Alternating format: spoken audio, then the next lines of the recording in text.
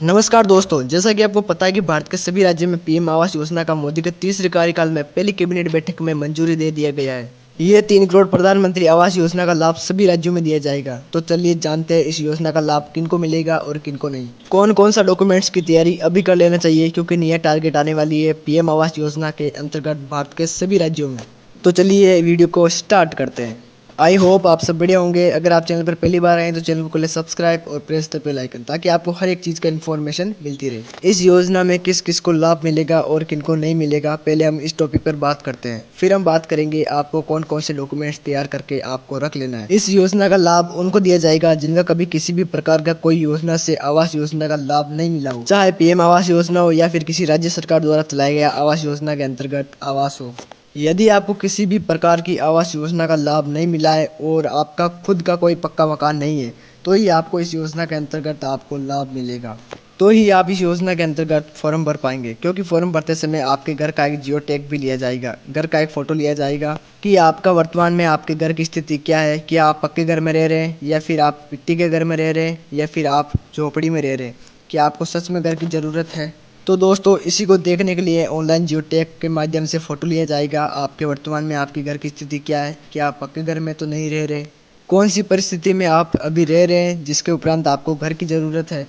अगर आपका खुद का पहले से बनाया हुआ पक्का घर है तो इस योजना का लाभ आपको नहीं मिलेगा, पीएम आवास योजना का लाभ आपको नहीं मिलेगा। यदि आपका या आपके परिवार में किसी का भी सरकारी जॉब है तो भी आपको इस योजना का लाभ नहीं मिलेगा। यदि आपके परिवार में कोई भी सदस्य या फिर आप खुद टैक्स पेमेंट करते हैं, कोई बिजनेस चलाते हैं, तो भी आपको इस योजना के अंतर्गत आपको कोई भी पीएम आवास योजना का लाभ नहीं मिलेगा। कुल मिला के यदि आप गरीब की श्रेणी में आते हैं तो ही आपको इस योजना के अंतर्गत पीएम आवास योजना का लाभ उठा सकते हैं। अगर आप इस श्रेणी के अंदर हो तो तैयार हो जाइए इस योजना का लाभ उठाने के लिए। जल्द ही सभी राज्य में आवेदन शुरू होने वाले हैं। जैसे ही शुरू होगा, सबसे पहले मैं आपको इस चैनल के माध्यम से आपको अपडेट करूंगा, आपको इन्फॉर्मेशन दूंगा। दूसरा चीज़ कि इस योजना के अंतर्गत जो भी नियम लागू होंगे उनके लिए उन्हें क्या क्या डॉक्यूमेंट्स अभी तैयार करके रख लेना चाहिए, ताकि पीएम आवास योजना का आवेदन करते समय आपको किसी भी प्रकार की परेशानी का सामना नहीं करना पड़े।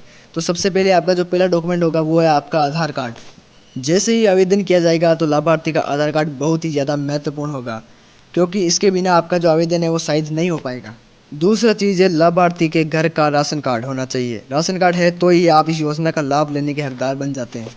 राशन कार्ड चाहे कोई सा भी हो, चाहे वो पीएच हो या फिर ग्रीन कलर का हो, आपके राज्य के अनुसार जो राशन है, जो गरीबी रेखा के अंदर श्रेणी में आती हो, वैसा कोई भी आपका राशन कार्ड है तो आप इस योजना का लाभ लेने के हकदार बन जाते हैं। यदि आपके पास राशन कार्ड नहीं भी है, वैसे कंपलसरी नहीं है, बट राशन कार्ड आपके पास रहता है तो आपको थोड़ा प्राथमिकता ज़्यादा मिल जाती है। कुल मिला के बस आप गरीबी रेखा की श्रेणी में होने चाहिए। उसके बाद तीसरा जो डॉक्यूमेंट है वो 100% आपके पास होना चाहिए, क्योंकि इसके बिना आप आवेदन नहीं कर पाएंगे। वो है आपका बैंक पासबुक। क्योंकि अगर आपके पास कोई भी सेविंग अकाउंट नहीं है, किसी भी ब्रांच में आपने अभी तक खाता नहीं खुलाया है, तो सबसे पहले आपके पास एक बैंक अकाउंट होना चाहिए और उस खाते से आपका आधार कार्ड लिंक होना चाहिए, क्योंकि आवास योजना के जो पैसे पास होंगे वो डीबीटी के माध्यम से मिलेंगे। तो आधार कार्ड को अपने बैंक अकाउंट से लिंक करा के रखें, ताकि आपको कोई भी सरकारी योजना का तहत पेमेंट लेने में कोई भी दिक्कत ना हो। एक पासपोर्ट साइज फ़ोटो, बस इतना ही डॉक्यूमेंट्स लगेंगे। जैसे ही आवेदन के लिए फॉर्म आएगा मैं आपको यूट्यूब के माध्यम से बता दूंगा, तो चैनल को कर ले सब्सक्राइब, ताकि आपको हर एक इन्फॉर्मेशन सही मिलती रहे।